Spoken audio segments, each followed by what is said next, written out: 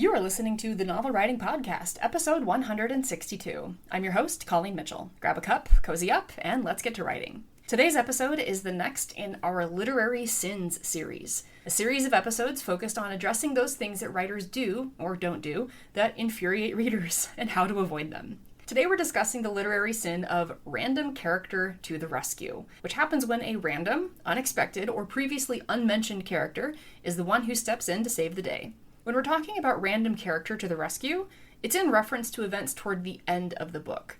When characters step in to help in earlier scenes, that's usually the author introducing said character for a purpose. Spoilers are ahead for Harry Potter and for Star Wars, so skip forward by about 15 seconds if you want to avoid these.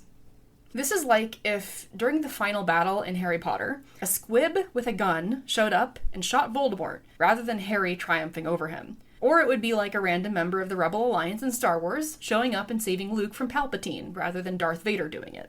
Okay, spoilers over. Random character to the rescue robs the main character of a completed arc, and it robs the reader of a satisfying ending.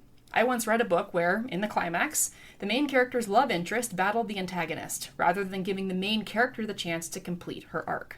As a reader, I absolutely hated it, because it totally undermined all the character development the main character went through. Fortunately, it is really easy to avoid random character to the rescue by vowing never to have a random character do the work that your main and already established supporting characters are there to do.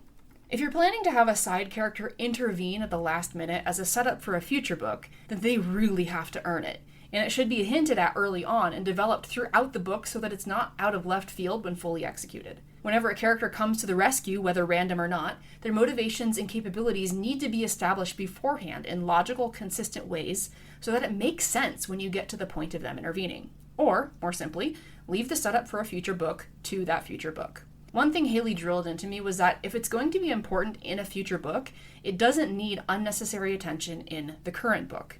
You can absolutely have foreshadowing in prior books, but there's a fine line between foreshadowing for a later book and making something seem more important than it is for a current book. When you have long-lasting arcs for series, it's easier to keep track of them all with a series outline and knowing where those things need to show up in each book. It can take a lot of outlining time to tie up those loose ends when writing a series finale, so do yourself a favor by keeping track of those things along the way.